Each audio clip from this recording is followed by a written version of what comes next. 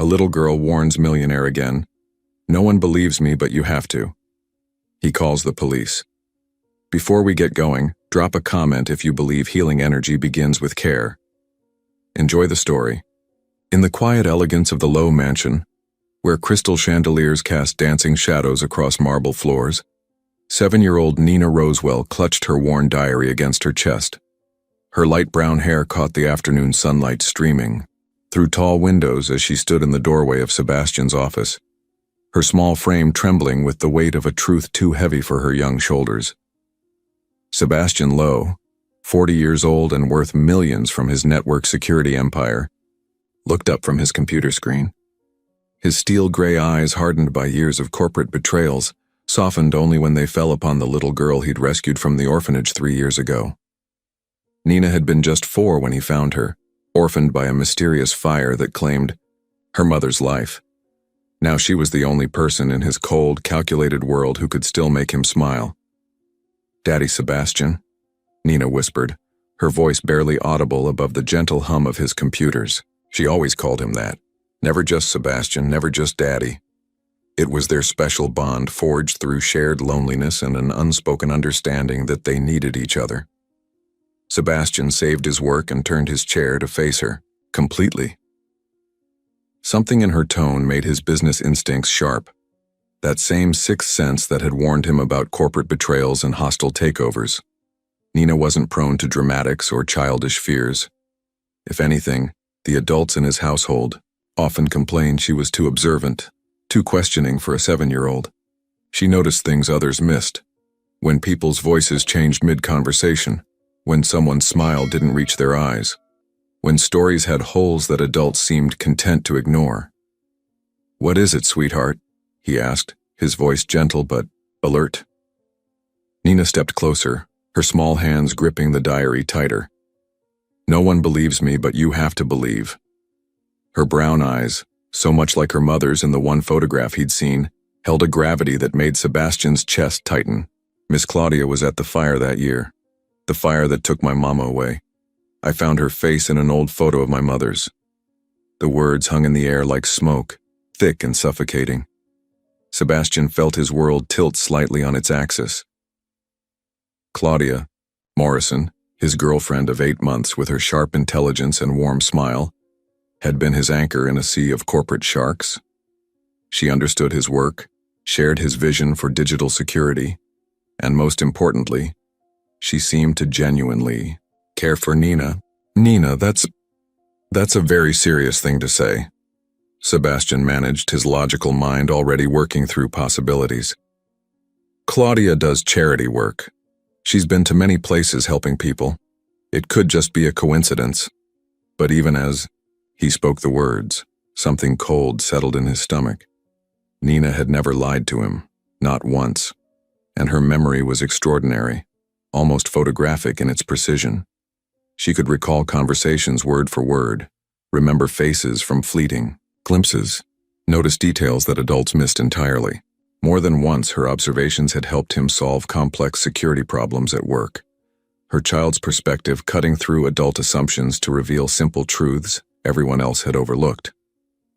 Nina opened her diary, its pages filled with her careful handwriting and small sketches.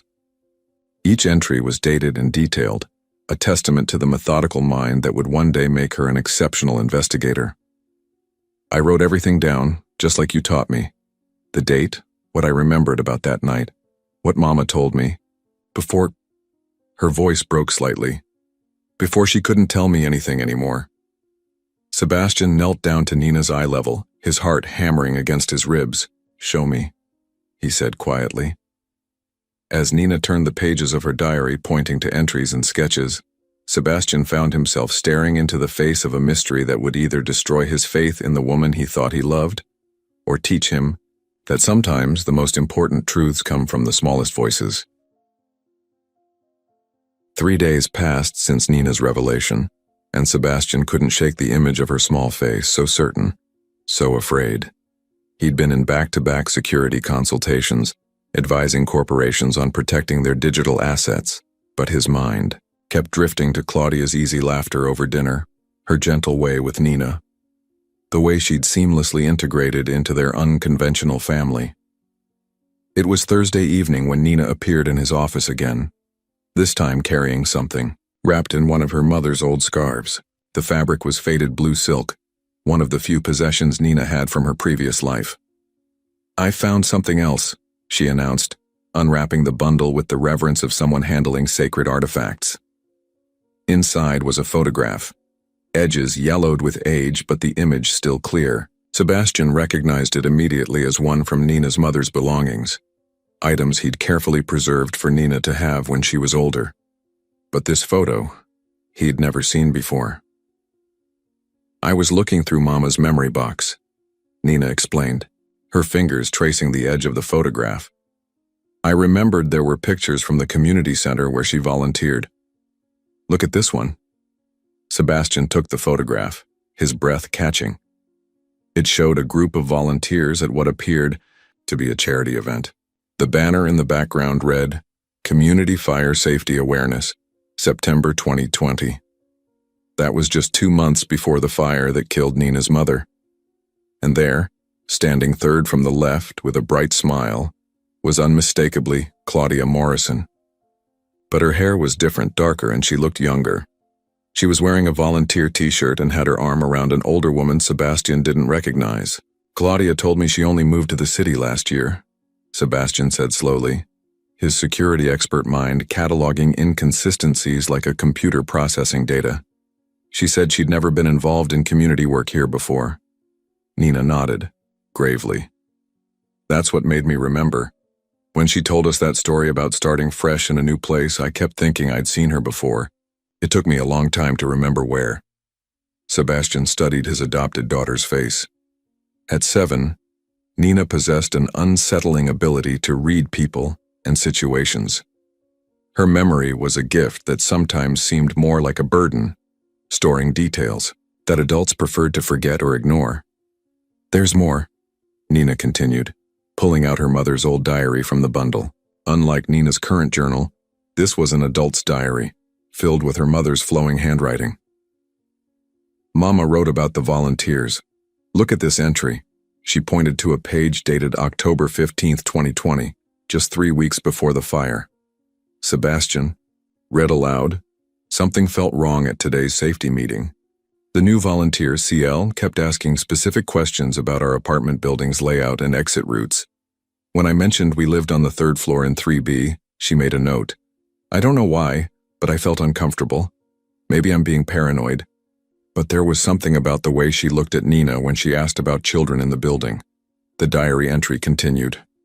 "CL also seemed very interested in my work schedule and wanted to know when I'd be home alone with Nina. I told the coordinator about my concerns, but she said CL came with excellent references and was just being thorough about safety protocols. Still, I think I'll keep Nina closer to me for a while." Sebastian's hands began to shake slightly as he read, "CL." Claudia's initials were CM, Claudia Morrison. But what if Morrison wasn't her real last name? What if she'd been using different identities? "Nina," he said carefully, "did your mother ever mention anything else about this woman? Any other details?" Nina flipped through a few more pages of her mother's diary. "Here," she said, pointing to another entry.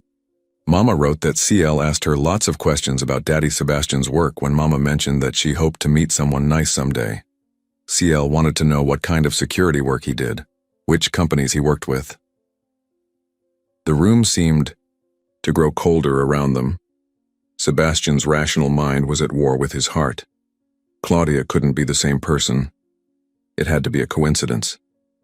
People often shared initials, and charity work attracted all kinds of volunteers.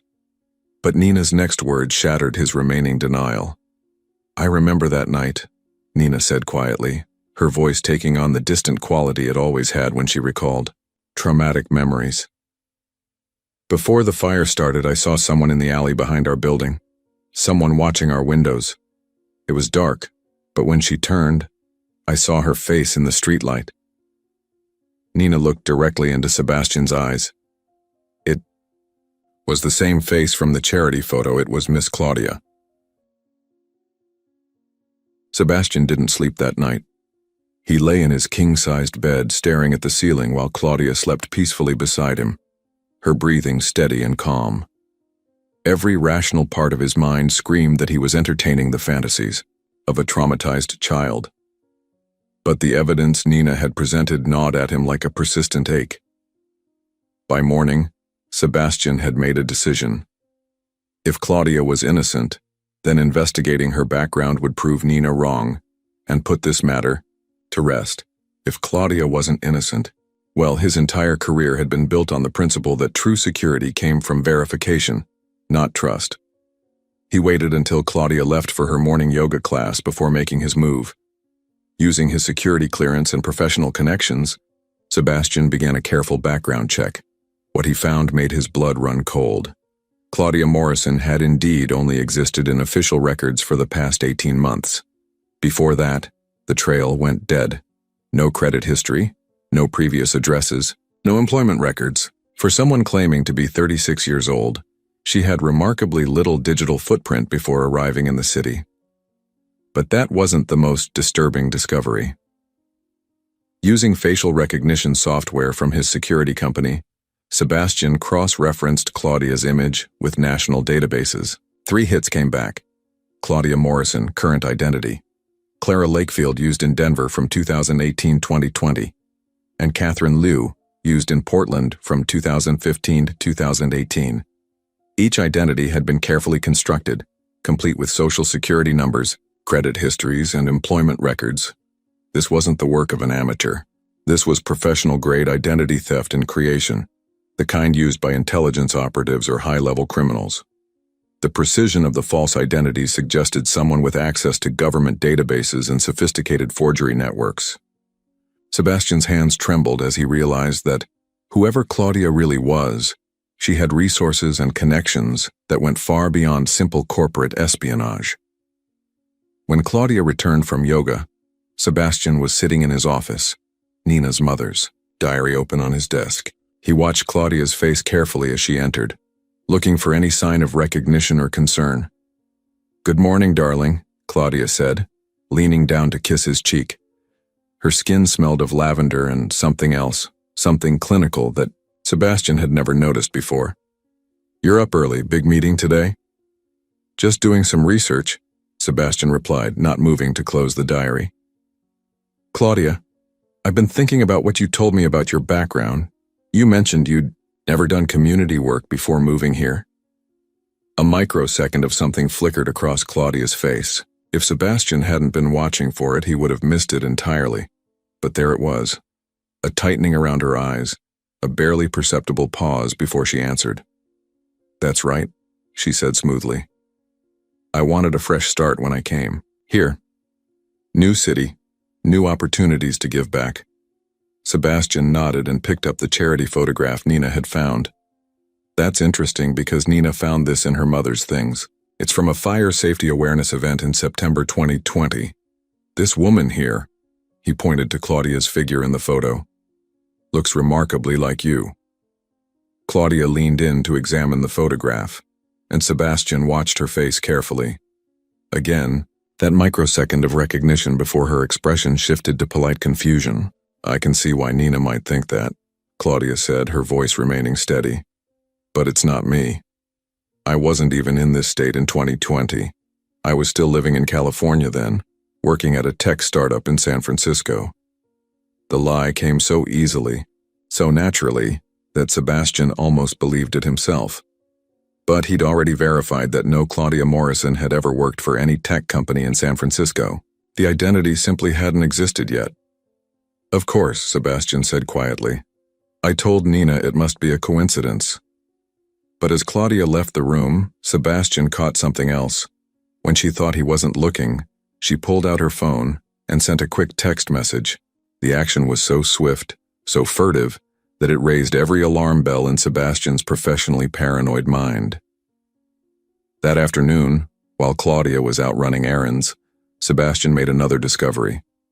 Using the security cameras he'd installed throughout the house after some corporate threats the previous year, he reviewed footage from the past week. What he found made his hands tremble. On 3 separate occasions, always when she thought no one was watching, Claudia had been photographing documents in his office. His computer screen, files on his desk, even Nina's mother's diary when he'd left it out. She was methodical, professional, careful to photograph only when the angles suggested she was doing something else entirely. But the most chilling discovery came when he reviewed footage from the night Nina had first brought him, the photograph. While Sebastian and Nina were talking in his office, Claudia had been standing just outside the door, listening to every word of their conversation. She knew. She knew that Nina had found the photograph, knew about the diary entries, knew that Sebastian was beginning to question her identity. And judging by her text message that morning, she was already taking steps to address the situation. Sebastian realized with growing horror that his 7-year-old daughter might be in danger from the woman sleeping in his bed, eating at his table, and positioning herself to have access to his most sensitive security work. As if summoned by his thoughts, Nina appeared in his office doorway again. She was holding her diary, but this time her small face was pale with fear. "Daddy Sebastian," she whispered. "Miss Claudia was in my room while I was at school today. She was looking through my diary, and she said something strange to me when I came home." Sebastian's blood turned to ice. "What did she say?" Nina's voice was barely audible. "She said that sometimes little girls who tell too many stories about grown-ups can get into trouble. Big trouble. And that it would be very sad if I had to go away from you because I couldn't learn to keep family, business private." The threat was clear, and Sebastian felt something primal and protective surge through him. Whatever game Claudia was playing, whatever her ultimate goal, she had just made the mistake of threatening his daughter. Nina Rosewell had always been a careful child, but fear had sharpened her natural caution into something approaching paranoia. After Claudia's veiled threat, Nina began paying attention to things most 7-year-olds would never notice. The way Claudia's voice changed when she talked on the phone, how she always seemed to be watching Nina even when pretending to read or cook, the strange visitors who came to the house when Sebastian wasn't home. It was Mr. Jarvis who gave Nina the idea. William Jarvis, the 72-year-old gatekeeper, had been with the Low estate for 5 years. His weathered face bore the marks of someone who'd seen too much during his decades as a criminal investigator, but his eyes still held the sharp intelligence that had made him one of the city's most respected detectives before his retirement. "Miss Nina," he said one afternoon as she sat by the garden gate writing in her diary, "you've got the instincts of a good investigator. But instincts aren't enough in court. You need evidence." Nina looked up from her writing. She'd been documenting every strange thing Claudia did, every inconsistency in her stories, every moment when her mask seemed to slip. But she knew adults needed more than a 7-year-old's observations to take action. "How do you get evidence?" Nina asked. Mr. Jarvis glanced around to make sure they weren't being overheard. "Sometimes, Miss Nina, people tell on themselves if you listen carefully enough. And sometimes if you're very careful and very quiet, you can record them doing it." He pulled out an old smartphone, one of several he kept for various security purposes around the estate. "This one's got a voice recorder that's very sensitive. If someone was to accidentally leave it running near someone who thought they were alone," Nina understood immediately. That evening, she waited until Claudia thought everyone was asleep before implementing her plan. She'd noticed that Claudia often made phone calls late at night from the sunroom, speaking in low tones she never used during the day. Hiding behind the heavy curtains that separated the sunroom from the main hallway, Nina activated the recording app on Mr. Jarvis's phone and carefully placed it on a shelf where it wouldn't be noticed. Then she crept back to her room and waited. At 11:47 p.m., just as Nina had predicted, Claudia entered the sunroom and made a call. Nina lay in her bed staring at the ceiling, hoping desperately that she was wrong about everything. Maybe Claudia really was just Sebastian's girlfriend. Maybe the photograph and the diary entries were all terrible coincidences. But when Nina retrieved the phone the next morning and listened to the recording, her worst fears were confirmed. Claudia's voice, cold and professional in a way Nina had never heard before. "The timeline needs to be moved up. The girl is getting too close and Sebastian is starting to ask questions." A pause as someone responded on the other end. Yes, I have access to his current project files. The new encryption algorithm will be completed within the week. Once I have the source code, we can proceed with the extraction. Another pause. Don't worry about the child. I've already planted seeds about her being traumatized and prone to paranoid fantasies. Sebastian wants to believe I'm innocent, so he'll rationalize away her accusations as long as I'm careful. But if she becomes a real problem... The threat hung unfinished in the air. More conversation Nina couldn't hear. Tomorrow night would be ideal. Sebastian has that late meeting with the defense contractor. I'll have access to his office computer for at least 3 hours. Yes, I can download everything to the external drive. And regarding the secondary objective, Nina's adoption papers and trust fund information are in his personal safe. If we need leverage... Nina's small hands shook as she listened. Not only was Claudia planning to steal Sebastian's work, but she was targeting Nina herself. The adoption that had given Nina a new life, and the financial security Sebastian had provided. The recording continued. The extraction team needs to be ready for Wednesday night. Once I have the algorithm and the girl is relocated, there won't be another opportunity. Sebastian's security systems are too sophisticated to breach twice. When the call ended, Nina sat in stunned silence. Relocated. The word echoed in her mind with all its sinister implications. Claudia wasn't just planning to steal Sebastian's work. She was planning to take Nina away from the only family she'd ever known. Nina ran to find Mr. Jarvis, who was tending to the front garden. When she played him the recording, his weathered face grew grim. "Miss Nina, this is very serious," he said quietly. "This woman isn't just a thief, she's part of something much bigger, much more dangerous. We have to tell Daddy Sebastian right away," Nina said, clutching the phone. But Mr. Jarvis shook his head. "We need more evidence, child. This recording proves she's planning something, but we need to catch her in the act, and we need to make sure she can't destroy the evidence before the authorities arrive." He looked at Nina with the respect he might show a fellow investigator. "Are you brave enough to help me set a trap, Miss Nina? It might be dangerous, and you'll need to trust me completely." Nina thought of her mother, who'd tried to warn people about Claudia and paid the ultimate price for her vigilance. She thought of Sebastian, who'd given her a home and a future when she had nothing. And she thought of Claudia's cold voice discussing Nina's relocation, as if she were cargo instead of a little girl. "Yes," Nina said firmly. "Let's catch her." Nina's courage in the face of danger reminds us that heroes come in all sizes. What would you do if you discovered someone you trusted was planning to destroy your family?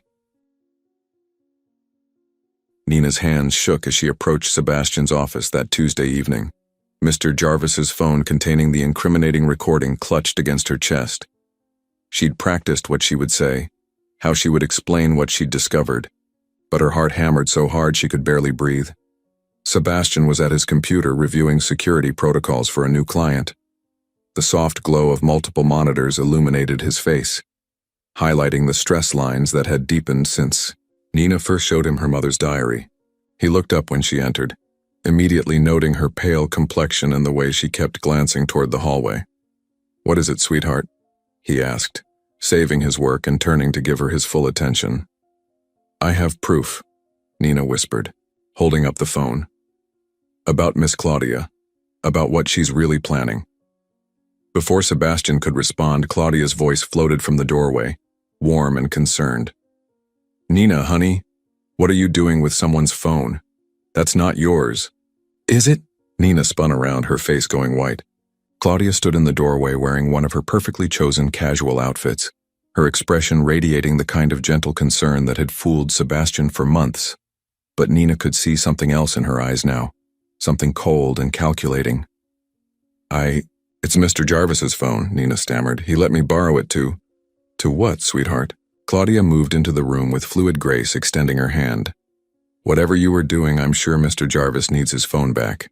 Why don't you give it to me and I'll return it to him?" "No." Nina clutched the phone tighter, stepping back toward Sebastian's desk. "You can't have it. It has the recording." "Recording?" Sebastian looked between Nina and Claudia, his security instincts picking up on the sudden tension in the room. "Nina, what recording?" She made a phone call last night, Nina said desperately, her words tumbling over each other. About stealing your work and taking me away and the timeline and extraction and...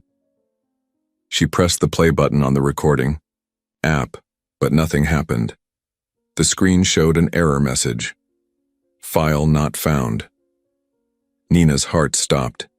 She frantically tapped the screen, searching through the phone's memory, but the recording was gone. Completely gone, as if it had never existed. "Oh, honey," Claudia said, her voice dripping with sympathetic concern. "Nina, sweetheart, there's nothing on that phone. You're having another one of your episodes." "Episodes?" Sebastian's voice was sharp. "What episodes?" Claudia moved closer to Sebastian, placing a gentle hand on his shoulder. "I didn't want to worry you, but Nina's been having some trouble lately. Creating elaborate stories, imagining conversations and events that didn't happen. I spoke to Dr. Martinez about it when I took her for her checkup last week." Nina felt the world tilting beneath her feet. "I never went to Dr. Martinez. That's not true." "Nina, baby, you did go," Claudia said patiently. "You just don't remember, because you were upset about the appointment. Dr. Martinez said that sometimes children who've experienced trauma create false memories as a coping mechanism. She said we should be gentle but firm when Nina shares these stories." Sebastian looked between Nina and Claudia, his analytical mind processing the implications. "You took Nina to see Dr. Martinez without telling me." "I was going to discuss it with you tonight," Claudia said smoothly. "I thought it would be better to have a professional assessment first. Dr. Martinez confirmed what I suspected. Nina is having difficulty distinguishing between her imagination and reality. She's been creating increasingly elaborate scenarios about me being some kind of... What was it you said yesterday, Nina? A spy?" "I'm not making it up," Nina cried, but she could see the doubt creeping into Sebastian's eyes. "The recording was real. She deleted it somehow." "Sweetheart," Claudia said gently, "you can't delete something that was never there." She turned to Sebastian with an expression of loving concern. "Dr. Martinez recommended that we don't indulge these fantasies. She said the kindest thing we can do is help Nina distinguish between what's real and what's not." Nina felt her world crumbling. Every adult instinct was being weaponized against her, every trauma response being reframed as evidence of mental instability. She looked at Sebastian, pleading silently for him to believe her, to see through Claudia's performance. But Sebastian was looking at Claudia with something approaching relief. The alternative, that his girlfriend was a criminal who'd murdered Nina's mother and was planning to destroy their family, was too horrible to contemplate. The explanation of childhood trauma and false memories was infinitely more palatable. "Nina," Sebastian said carefully, "I think maybe we should schedule a proper appointment with Dr. Martinez, just to talk about these fears you've been having."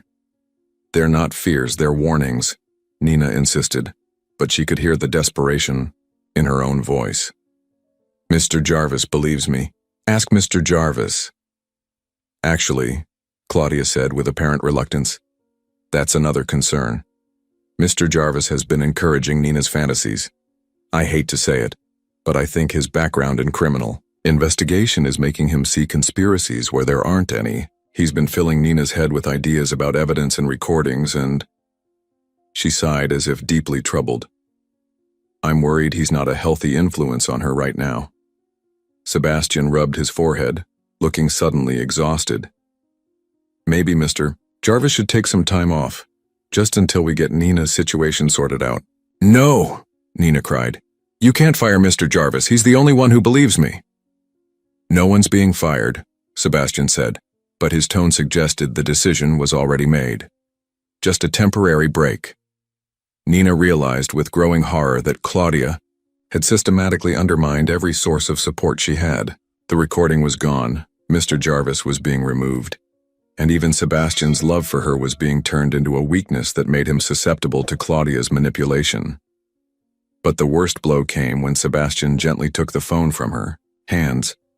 "I think it's best if you don't have access to recording devices for a while," he said sadly.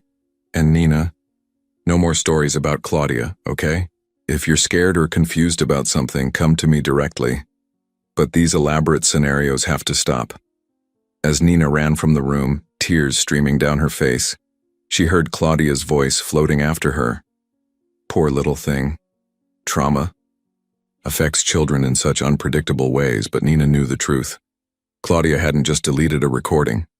She'd systematically destroyed Nina's credibility, isolated her from her allies, and convinced Sebastian that his daughter's desperate warnings were the product of a damaged mind. And tomorrow night, while Sebastian believed his girlfriend was tucked safely in their shared bed, Claudia would steal everything he'd worked for and make Nina disappear forever. The only person left who might believe Nina was Miss Alma, the gentle cook who'd always shown her special kindness. But when Nina went looking for her, she found a note on the kitchen counter. Miss Alma has been given leave to visit her sick sister indefinitely. Ms. Morrison will handle household duties temporarily. Nina was utterly alone. Wednesday morning arrived gray and cold, mirroring Nina's despair. She'd barely slept, lying awake listening for any sound that might indicate Claudia was making her move early. But Claudia had been the picture of domestic normalcy, humming while she made Sebastian's coffee and packing Nina's lunch with the same cheerful efficiency Miss Alma had always shown. It was a masterful performance, and Nina realized with sick certainty that she was watching a professional at work. Every gesture was calculated to reinforce the narrative Claudia had constructed. The loving girlfriend, concerned about her partner's troubled daughter, patient and kind, despite Nina's episodes. Nina sat at the breakfast table, pushing scrambled eggs around her plate while Claudia chatted with Sebastian about his busy day ahead. The defense contractor meeting was scheduled for 8 p.m., just as the recording had indicated. Sebastian would be gone for at least 3 hours, giving Claudia perfect access to his office and computer systems. "You seem quiet this morning, sweetheart," Claudia said to Nina, her voice warm with artificial concern. "Are you feeling better about our conversation last night?" Nina looked up to find Claudia watching her with sharp intelligence hiding behind a mask of gentle worry. It was a test, Nina realized. Claudia wanted to know if Nina had accepted defeat or if she was still planning to fight.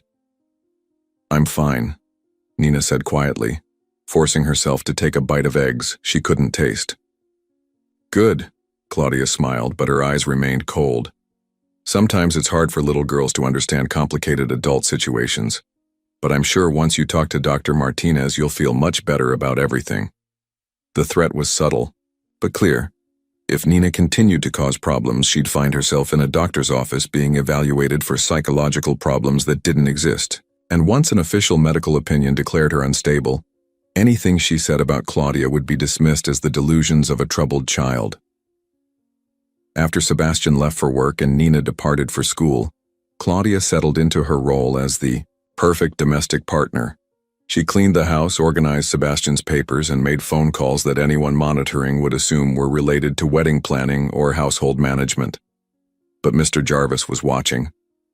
Despite Sebastian's instruction that he take time off, the old detective couldn't bring himself to abandon Nina completely. He'd spent too many years reading people, understanding criminal behavior to be fooled by Claudia's performance. And unlike Sebastian, he had no emotional investment in believing Claudia was innocent.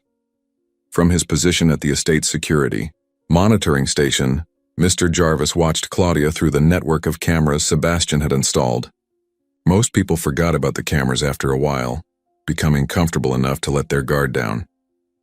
Mr. Jarvis was counting on Claudia making that mistake.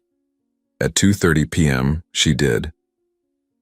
While speaking on the phone in what she thought was a private corner of the sunroom, Claudia's entire demeanor changed. Her posture straightened. Her expression became hard and focused, and when she spoke, her voice carried the crisp authority of someone accustomed to giving orders. Mr. Jarvis couldn't hear the conversation, but he could read lips well enough to catch fragments. "Target confirmed. Extraction team. Tomorrow night. And most damning of all, the child will be sedated and transported with the primary asset." But Claudia's most crucial mistake came at 4:15 p.m., when she thought everyone was still at work and school. She entered Sebastian's office and approached his computer. Using a device that looked like a standard USB drive, but was clearly more sophisticated, she began what appeared to be a data transfer. Mr. Jarvis's hands shook as he recorded everything, using the estate security system to capture high-definition footage of Claudia systematically copying Sebastian's files. The timestamp would prove she'd accessed his computer without permission, and the sophisticated equipment suggested industrial espionage at the highest level. When Nina returned from school, she found Mr. Jarvis waiting for her by the garden gate. His weathered face was grim but determined. "Miss Nina, I've got the evidence we need," he said quietly, showing her the recorded footage on a tablet. "But we need to be very careful about how we use it. Miss Claudia is more dangerous than we thought." Nina watched the security footage with a mixture of vindication and terror. Finally, proof that couldn't be deleted or explained away. But Mr. Jarvis's next words chilled her. "She's planning to take you tonight, Miss Nina, while your father is at his meeting. The security footage shows her testing the locks on your bedroom window and disabling the motion sensors in the hallway outside your room." "We have to call the police," Nina said immediately. "We will," Mr. Jarvis assured her. "But we need to catch her in the act of stealing the algorithm. If we move too early, she'll claim she was just using Sebastian's computer with permission, and her associates will disappear before we can identify them." He pulled out a small device that looked like a toy. "This is a GPS tracker, Miss Nina. If something goes wrong tonight, if they manage to take you before the police arrive, this will let us find you." Nina took the device, her small fingers closing around it like a lifeline. What if Daddy Sebastian doesn't believe the footage either? What if he thinks you faked it somehow? Mr. Jarvis's smile was sad but confident. "Miss Nina, your father built his fortune on security systems. He knows how hard it would be to fake this kind of evidence. And unlike yesterday, he won't have Claudia there to manipulate his emotions when he sees it." As evening approached, Nina sat in her room, supposedly doing homework but actually watching the clock. Sebastian had left for his meeting at 7:45, kissing both Nina and Claudia goodbye with no idea that it might be the last time he saw either of them alive. At 9:30 p.m., Claudia knocked on Nina's door. "Time for bed, sweetheart," she said, her voice carrying that same artificial warmth. "I made you some warm milk to help you sleep. You've had such a stressful few days." Nina looked at the glass Claudia offered and saw her fate. The milk was cloudy in a way that had nothing to do with temperature, and there was a bitter scent underneath the vanilla that made Nina's stomach turn. "I'm not thirsty," Nina said carefully. "Oh, but you should drink it anyway," Claudia insisted, her mask beginning to slip. "It will help you sleep very, very deeply, and you're going to need your rest for the journey ahead." Nina pretended to take a sip, letting the liquid touch her lips without swallowing. Claudia watched with satisfaction as Nina set the glass aside and climbed into bed. "Good girl," Claudia murmured, pulling the covers up to Nina's chin. "Sleep tight. When you wake up, everything will be different." As soon as Claudia left the room, Nina spat out the small amount of drugged milk and reached for the GPS device Mr. Jarvis had given her. Hidden in her stuffed bear's interior, it would stay with her even if they searched her pockets. Now all she had to do was wait, stay awake despite her exhaustion, and pray that Mr. Jarvis's plan would work. Outside her window, she could see a dark van pulling up to the estate's back entrance. The extraction team had arrived. At 11:47 p.m., Nina heard her bedroom door open with barely a whisper of sound. Through slitted eyes, she watched Claudia enter with two men dressed in dark clothing. One carried what looked like a medical bag, while the other held zip ties and a small canvas sack. "She's out," Claudia whispered, checking Nina's pulse at her wrist. "The sedative worked perfectly. She'll sleep for hours, long enough for us to be out of the country." Nina forced her breathing to remain deep and steady, while her heart hammered against her ribs. Every instinct screamed at her to run, to fight, to call for help. But Mr. Jarvis had made her promise to wait until Claudia accessed Sebastian's computer. They needed her caught in the act of stealing the algorithm, with irrefutable proof of her crimes. "Package the asset carefully," Claudia continued, her voice cold and professional. Sebastian Lowe cannot know she was taken until we're in international airspace. Make it look like she ran away. Leave her diary open to a page about feeling unwanted and confused. One of the men lifted Nina with practiced efficiency, while the other began staging her room to suggest a troubled child's midnight escape. Nina felt sick as she realized how thoroughly Claudia had planned not just the kidnapping, but the psychological devastation it would inflict on Sebastian.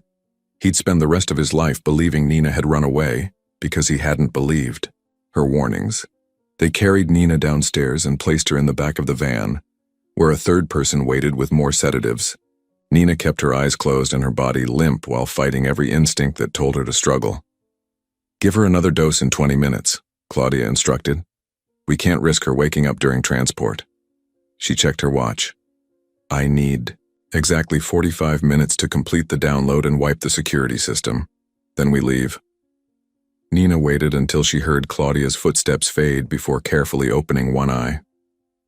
The van's interior was equipped like a mobile medical unit, with restraints and monitoring equipment that suggested this wasn't the first time these people had transported an unwilling passenger.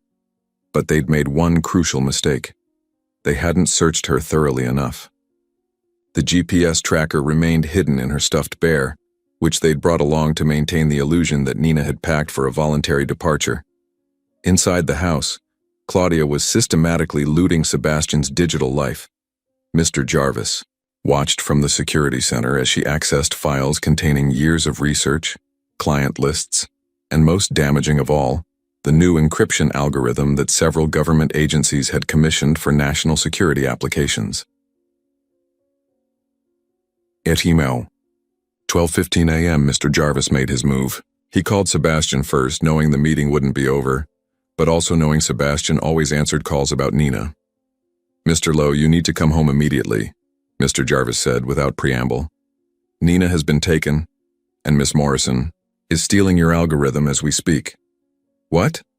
Sebastian's voice was sharp with alarm. "Jarvis, if this is about Nina's stories, sir, I have video evidence of everything."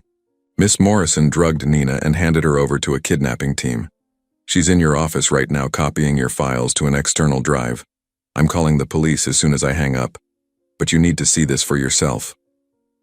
Sebastian's world tilted. "Where's Nina?" "In a van behind the estate. I have her on GPS tracker." "Sir, everything Nina told you was true. Miss Morrison killed her mother and she's been planning this for months." Sebastian ended the call and broke every speed limit racing home, while Mr. Jarvis contacted the authorities. But time was running out.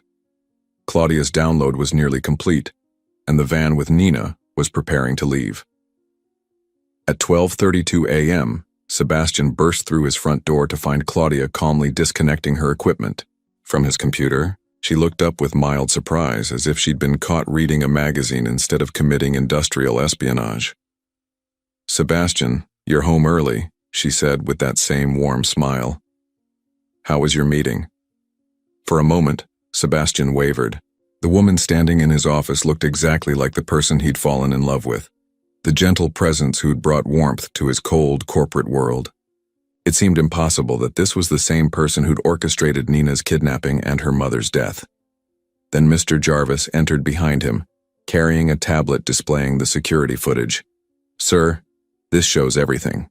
Miss Morrison accessing your computer, the men taking Nina, the drugged milk she gave her. And look at this." He pulled up earlier footage showing Claudia's phone conversations and her systematic photographing of Sebastian's documents. Sebastian watched the evidence unfold with growing horror and rage. Every tender moment, every shared laugh, every expression of love for Nina had been a lie. Claudia hadn't just stolen his work, she'd stolen months of his life, violated his trust, and put his daughter in mortal danger. "Where is Nina?" Sebastian's voice was deadly quiet.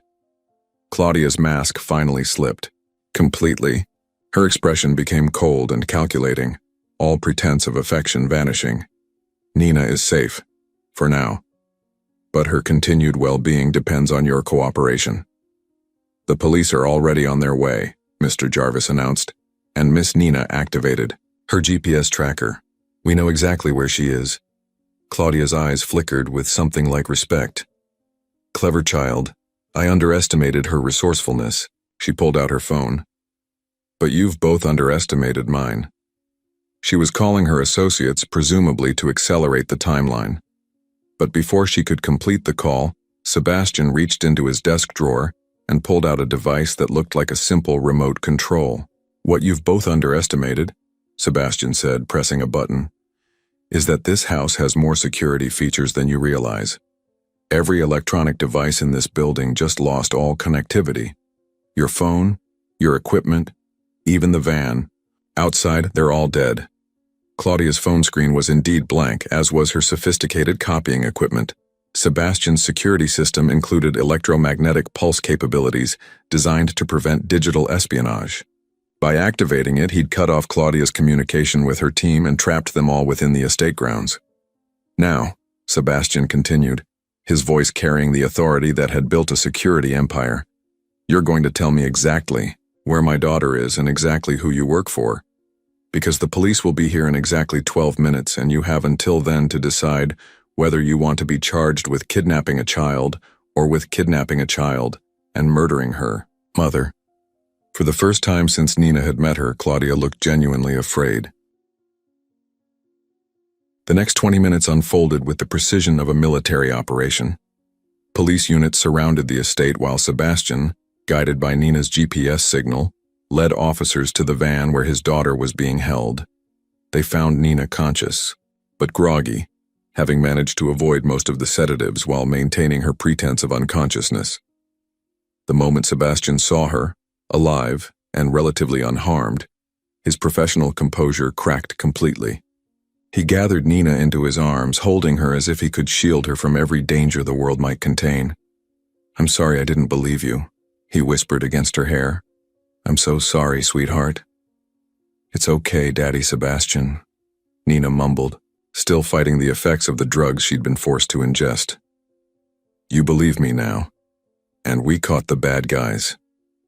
Inside the house, Claudia and her 3 associates were being processed by federal agents. The sophisticated equipment found in their possession, combined with the security footage and Nina's GPS tracker, provided overwhelming evidence of an industrial espionage operation with national security implications. Detective Maria Santos, the lead investigator, interviewed Nina with the gentleness reserved for child witnesses who'd shown extraordinary courage. Despite her exhaustion, Nina provided clear, detailed testimony about Claudia's threats, her mother's diary entries, and the overheard phone conversations. "You did something very brave, Nina," Detective Santos said. "Most adults wouldn't have been able to gather evidence and set a trap the way you did." "Mr. Jarvis helped," Nina insisted. "He taught me about evidence and watching people carefully, and he always believed me." Mr. Jarvis, who'd been quietly observing from the corner, stepped forward. "Miss Nina, you saved not just yourself and your father, but potentially hundreds of people who depend on his security systems. You're a natural investigator." The full scope of Claudia's operation began to emerge as federal agents processed the evidence. Her real name was Catherine Laurent, and she was part of an international industrial espionage ring that specialized in infiltrating technology companies and stealing valuable intellectual property. The encryption algorithm Sebastian had developed was worth hundreds of millions on the black market and could compromise national security if it fell into the wrong hands. Most damning of all, investigators found evidence linking Catherine to the fire that killed Nina's mother. Forensic analysis of the charity volunteer records revealed that Catherine had used her position to gather intelligence about potential witnesses to earlier crimes. Nina's mother had discovered inconsistencies in Catherine's story and had begun asking dangerous questions. "Your mother was very brave too," Detective Santos told Nina. "Her diary entries helped us understand the full pattern of Catherine's crimes. She saved your life by writing down those details." As dawn broke over the estate, Nina found herself sitting in Sebastian's office, watching him work with federal agents to assess the damage to his computer systems. The EMP had protected most of his data, but Catherine had managed to copy some preliminary files before the shutdown. "Will the bad guys hurt other people?" Nina asked.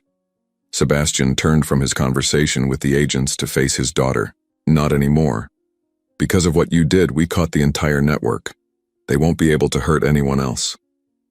Miss Alma returned that afternoon, having been contacted by police to verify her alibi for the time of the kidnapping. She'd been genuinely visiting her sister, but Catherine had hoped to implicate her as an accomplice by sending her away at a suspicious time. I knew something was wrong with that woman, Miss Alma said, kneeling to hug Nina. I've been watching over you since you were tiny, child. When your mama died, I promised her I'd keep you safe. I'm sorry I wasn't here when you needed me. You were keeping your promise, Nina assured her. You were visiting your real sister, not doing fake charity work like Miss Claudia. The media attention was intense but brief. Sebastian's security company issued a statement about thwarting an industrial espionage attempt, but kept Nina's role confidential to protect her privacy. Still, word spread within professional circles about the 7-year-old who'd single-handedly exposed an international criminal operation. Dr. Martinez, the pediatrician Catherine had claimed to consult about Nina's episodes, confirmed that no such appointment had ever been scheduled. In fact, Dr. Martinez told Sebastian, Nina's psychological evaluations have always been remarkably positive. She shows exceptional emotional intelligence and memory retention. Any professional would recognize these as strengths, not symptoms of trauma-induced delusions. As the legal proceedings continued, Nina returned to school and something approaching normal life. But the experience had changed her. She was more confident now, more certain of her own judgment, and less willing to let adults dismiss her concerns simply because of her age. Sebastian changed too. The man who'd built his career on the principle that trust comes from evidence realized he'd nearly lost everything by ignoring the most important evidence of all: his daughter's unwavering honesty and remarkable intuition.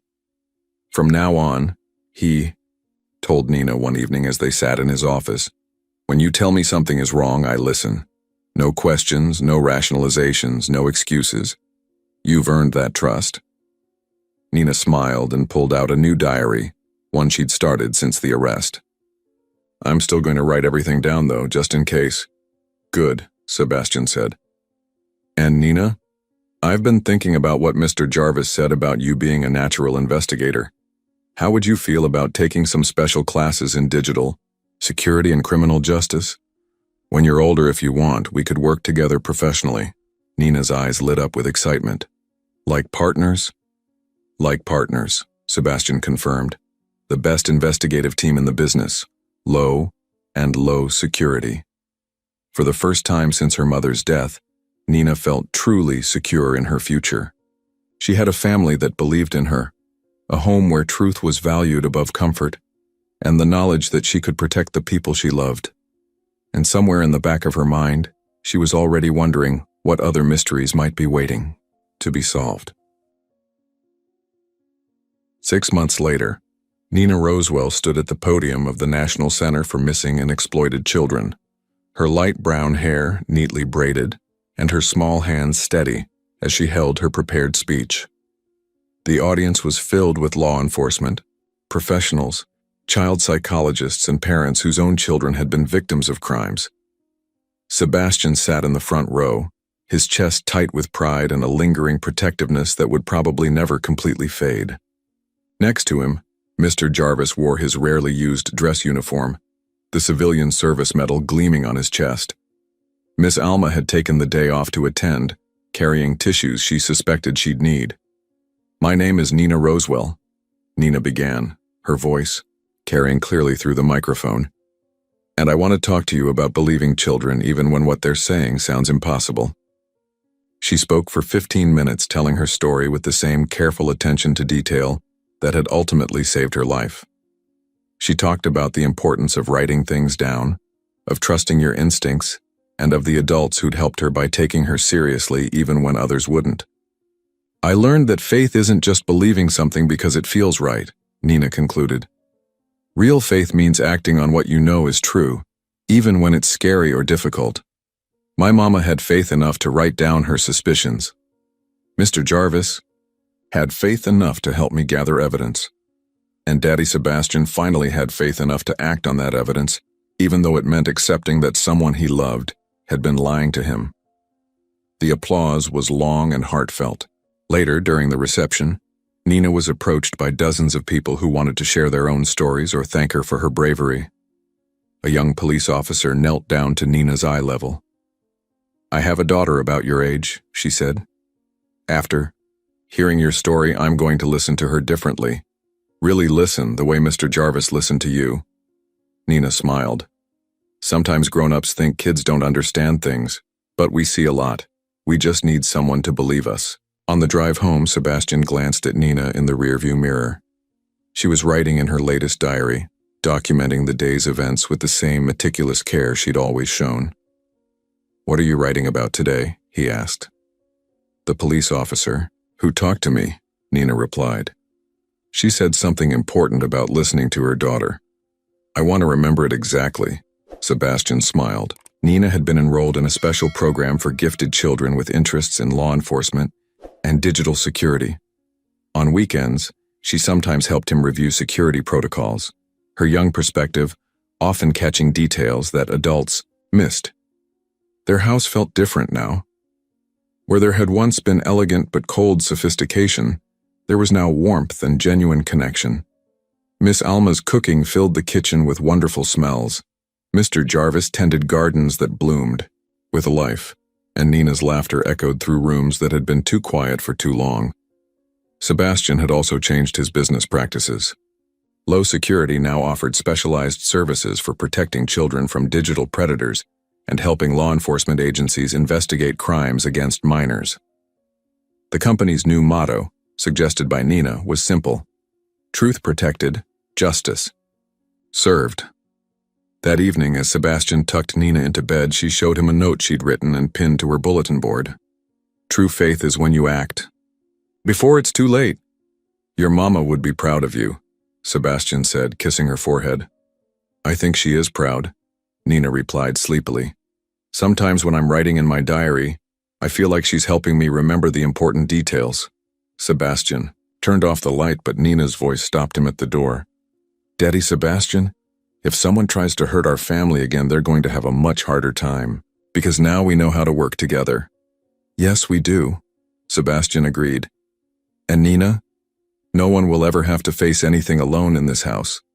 We're a team now." As Sebastian returned to his office to finish some work, he paused at a framed photograph on his desk.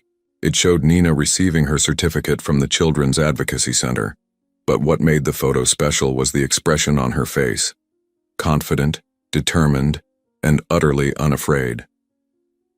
The little girl who'd once whispered desperate warnings that no one believed had grown into a young person whose voice carried the weight of truth.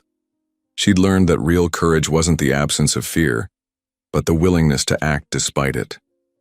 And she'd taught an entire family that faith wasn't about blind trust, but about believing in what mattered most: truth, justice, and the unbreakable bonds that protect the people we love. Outside Nina's window, the estate's security lights cast gentle shadows across the garden where Mr. Jarvis had first taught her about evidence and observation. The cameras that had once captured a criminal's downfall now stood as silent guardians, protecting a family that had learned the true meaning of trust. And in her room, Nina slept peacefully, her diary open to the day's final entry. "Sometimes the scariest thing you can do is tell the truth. But it's also the most important thing, because truth isn't just about what happened, it's about what happens next." The moonlight fell across the pages, illuminating words written in a 7-year-old's careful handwriting but carrying the wisdom of someone who had learned that courage and truth were the most powerful weapons against injustice. In her dreams, Nina saw her mother smiling, proud of the brave little girl who had refused to let evil win, who had spoken truth when no one wanted to listen, and who had saved not just herself, but everyone she loved by refusing to be silenced. Nina's journey reminds us that heroes come in all sizes, and that the most powerful weapon against injustice is a voice willing to speak truth, no matter how young or small. If this story touched your heart, share it with someone who needs to remember that their voice matters. Like this video if you believe that children deserve to be heard and protected, and subscribe for more stories that celebrate courage in the face of adversity. Because sometimes, the smallest voice carries the most important message, and everyone deserves to have someone who believes in them when it matters most. What truth are you brave enough to speak today?